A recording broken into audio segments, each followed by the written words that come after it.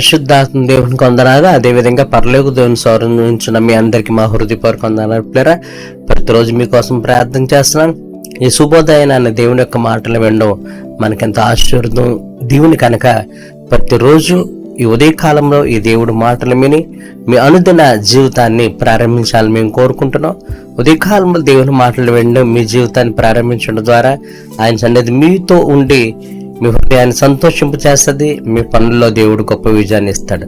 ఇంకా ప్రతిరోజు మిస్ అవ్వకుండా ఈ వాక్యాన్ని మీరు వినండి, అనేక మందికి షేర్ చేయండి. వాళ్ళందరూ కూడా ఆశీర్వించబడేలాగా ఈ సువార్త పనిలో మీరు కూడా పాల్భగస్లే ఆయన గొప్ప ఆశీర్వాదాలు పొందుకోవాలని మేము కోరుకుంటున్నాం. ఓకే, ప్రార్థన చేద్దాం.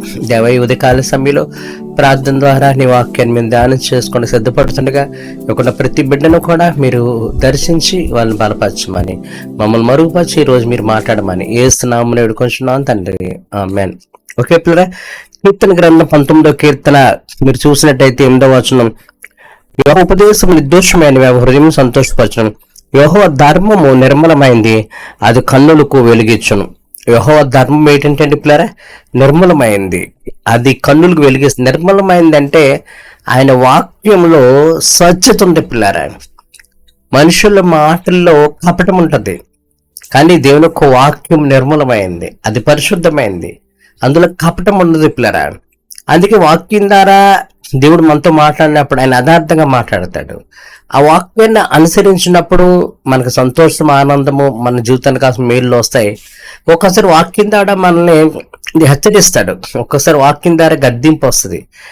ఆ గద్దింపిన హెచ్చరికని మనం పాజిటివ్గా తీసుకొని ఆ వాక్యానికి అనుగుణంగా జీవించినప్పుడు అప్పుడు కూడా మేలు వస్తుంది. కనుక వాక్యం ద్వారా దేవుడు గద్దించినా అది నిర్మలమైందే, వాక్యం ద్వారా నేను హెచ్చరించిన అది నిర్మలమైందే, వాక్యం ద్వారా నేను ఉద్యోగపరిచిన అది నిర్మలమైందరే, వాక్యం ద్వారా నీకు ఏ మేలు జరుగుతుందని చెప్పినా అది నిర్మలమైందే. అంటే దేవుడి వాక్యము నిర్మలమైంది, అందులో కపటంతో కూడిన మాటలు కానీ కపటంతో కూడిన వాక్యాలు కానీ ఉండవులేరా.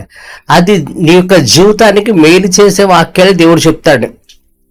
నిర్మలమైందంటే ఓపెన్ హార్ట్, వైట్ షీట్ అంటే అది నిర్మలం అంటే అందులో ఏ కల్లా కపటం లేని యథార్థమైందని అర్థం. కనుక మనుషుల మాటల్లో కపటాలు ఉంటాయి. మనతో అనేక మంది మనుషులు మాట్లాడినప్పుడు అసూయతో మాట్లాడే వాళ్ళు ఉంటారు, గర్వంతో మాట్లాడే వాళ్ళు ఉంటారు, లేదా మనకు నష్టం కలిగించాలని మాట్లాడే ఉంటారు, లేదా మనల్ని ఇబ్బంది పెట్టాలని మాట్లాడే వాళ్ళు ఉంటారు. ఈ మనుషుల మాటలు నిర్మలమైనవి కాదు, కానీ దేవుని మాట నిర్మలమైంది.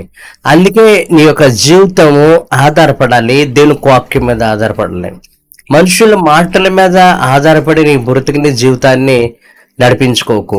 ఎందుకంటే మనుషుల మాటలు నిర్మలమైనవి కాదు, అందులో యథార్థత ఉండదు. పైకి ప్రజలు చెప్తారు, వెనకాల గోతులు తీస్తారు.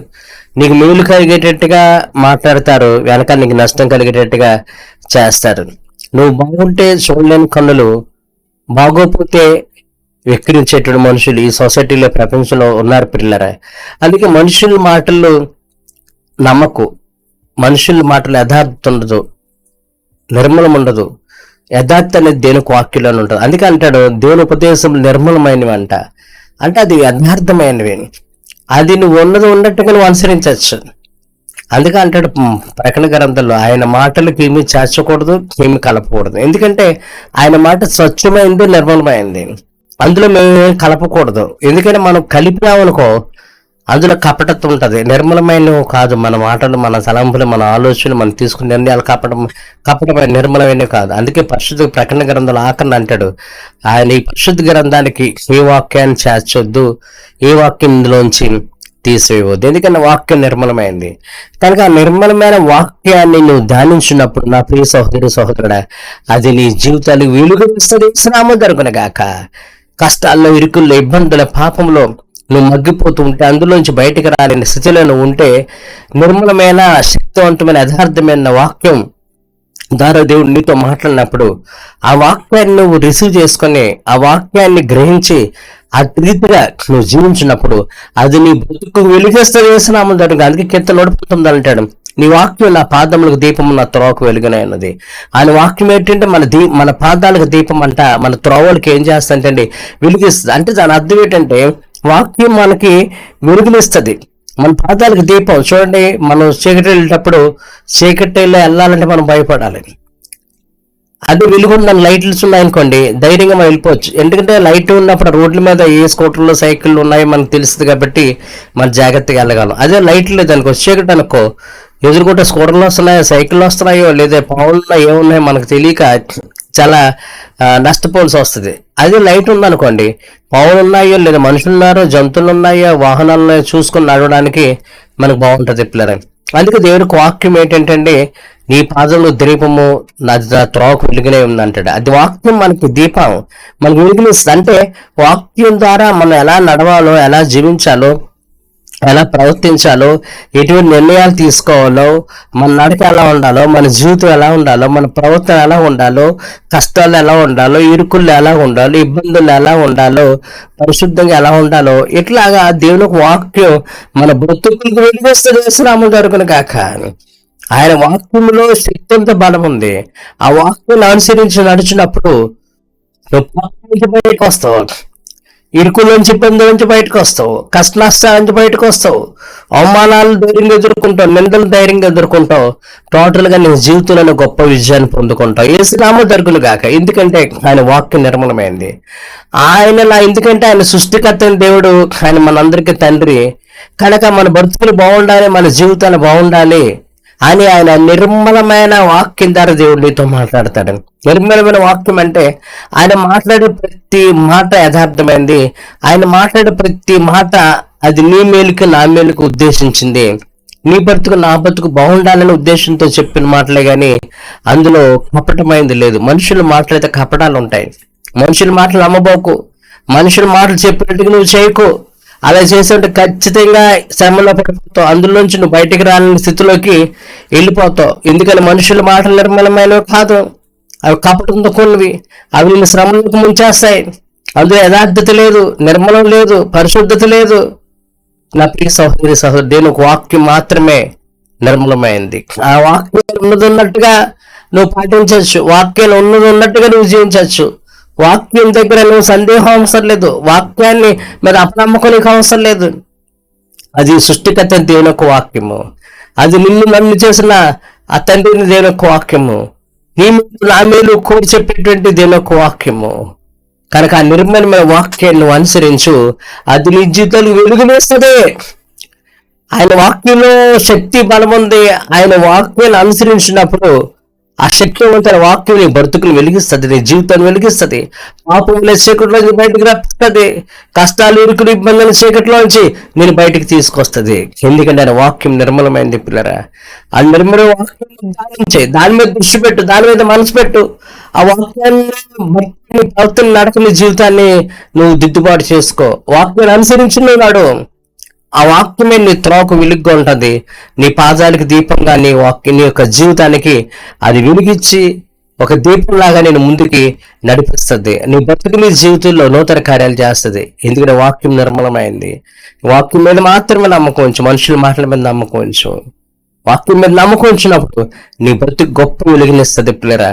అదే విధంగా చూడండి, అక్కడ వాక్యం మరొక వాక్యం మనం చూసినట్టయితే పిల్లరా, యోహాను భయం పవిత్రమైంది, అది నిత్యము నిల్చును. దేవునిందుల భయము పవిత్రం పిల్లరా. నిత్యము దేవునిందుల భయం పవిత్రమైందంటే అర్థం ఏంటి? దేవుని యందు భయభక్తులు కలిగి ఉంటే అది పరిశుద్ధమైన జీవితం వైపు నడిపిస్తుంది. దేవుని భయభక్తులు అంటే అర్థం ఏంటి? దేవుని యొక్క వాక్యం పట్ల భయభక్తులు అంటే దేవునికి వాక్యాన్ని అనుసరించి నడవడం అనేది మన పరిశుద్ధమైన జీవితం వైపు నడిపిస్తుంది. అదే వాక్యం చెప్తుంది. యోహాను భయం పవిత్రమైంది, అది నిత్యము నిల్చును. కానీ ఈ లోకంలో నువ్వు పరిశుద్ధంగా పవిత్రంగా నీతియుక్తంగా యథార్థంగా జీవించాలంటే దేవునికి వాక్యాన్ని అనుసరించండి. ఆయన వాక్యం మనం ధ్యానిస్తేనే మన ఎంత పాపమో తెలుస్తుంది కదా. దేవునికి వాక్యం ధ్యానించకపోతే మనందరూ పరిశుద్ధులమని అనుకుంటాం.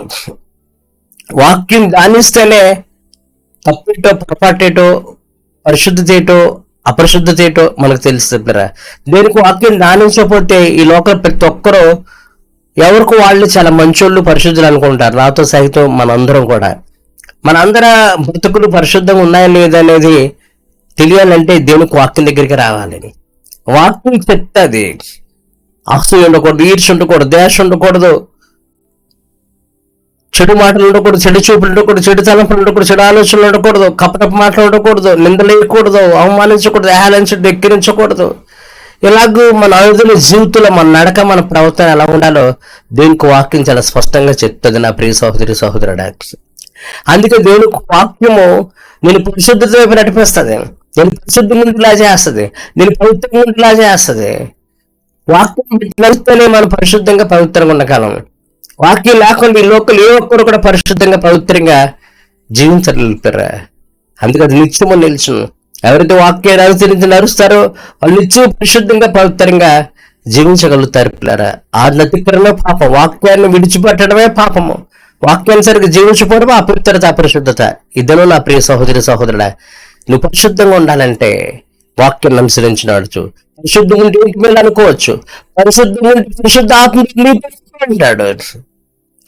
సూర్యుడు సృష్టించేసిన పరిశుద్ధాత్మ నీతో నాతో ఉండి మీ అందరి జీవితాల్లో ఏ కొరత లేకుండా చేస్తాడు. ఎందుకంటే ఆత్మస్వరూపం దేవునికి శూన్యులు సృష్టించేసే శక్తి ఉంది కనుక ఆ పరిశుద్ధాత్మ దేవుడు, నువ్వు పరిశుద్ధంగా పరిశుద్ధాత్మ దేవుడు నీలో ఉండి నీకు ఆహారమైన, ఆరోగ్యమైన, ఐశ్వర్యమైన, శాంతి, సమాధానం సరే అది క్రియేట్ చేసి నీ జీవితం సంతోషం, ఆనందంగా, శాంతి, సమాధానం కలిగి ఉండేలాగా దేవుడు చేస్తాడు. ఇప్పుడు నువ్వు పరిశుద్ధంగా లేకపోతే పరిశుద్ధాత్మ నీతో ఉండడం నీ అనుభూతి అనేక కష్టాలు, ఇరుకులు, ఇబ్బందులు, కొరతలు ఎదుర్కోవాల్సి వస్తుంది. అది వాక్యానుసారంగా నువ్వు జీవించవనుకో, నీ బతుకు పరిశుద్ధంగా, నీ జీవితం పరిశుభ్రంగా ఉన్నట్టు అప్పుడు పరిశుద్ధాత్ముడు నీతో నాతో ఉంటాడు. అప్పుడు మన జీవితంలో ప్రతి అవసరంతో కొరతను తీర్చడమే కాదు, సంతోషంగా ఆనందంగా ఉండేలాగా దేవుడు చేస్తాడు. ఇట్లాంటి సంతోషకర, ఆనందకరమైన, పరిశుద్ధమైన జీవితం జీవించాలంటే దేవునికి వాక్యానుసారంగా నువ్వు జీవించు. ఆయన పట్ల భయభక్తులు కలిగి ఉండు. ఆయన ఆయన ఇచ్చే గొప్ప ఆశ్చర్యకర జీవితం మనందరూ పొందుకోవాలని ఆ పరిశుద్ధాత్మను కోరుకుంటున్నారు పిల్లరా. ఓకే, ప్రార్థన చేద్దాం. ఉదయకాల సమయంలో నీ అందరూ భయం పరిశుద్ధమైన జీవితాన్ని ఇస్తుందండి, నీ అందరూ భయం పవిత్రమైన జీవితాన్ని ఇస్తాను. అప్పుడు పరిశుద్ధాత్మ మాతో ఉండి మమ్మల్ని సంతోషపెట్టి ఆనందపరిచి మా అవసరతల కొరలు తీరుస్తామని చెప్పు. కనుక ఈ లోకలు మీ అందరూ నీ వాక్యాన్ని అనుసరించి నడిచే కృపను దయచే, నిర్మలమైన నీ వాక్యాన్ని అనుసరించి నీ మేలు పొందుకునే కృప అనుగ్రహించమని ప్రార్థన చేస్తున్నాను. దేవా సహాయం చేయండి. దేవ ఇక్కడ వాక్యంలో ప్రతి బిడ్డ జీవితంలో అద్భుతాలు జరిగించండి. ప్రతి మనసాన్ని దయచే, నెమ్మది దయచే, సంతోషం దయచే, ఆనందం దయచే. ఎవరికి ఇబ్బందుల్లో అయ్యో పరిస్థితుల్లో వాళ్ళందరికీ గొప్ప వెలుగు నివ్వు తండ్రి. వారి జీవితంలో గొప్ప కార్యాలు జరిగించండి. వారందరికీ సంతోషపరచమండి.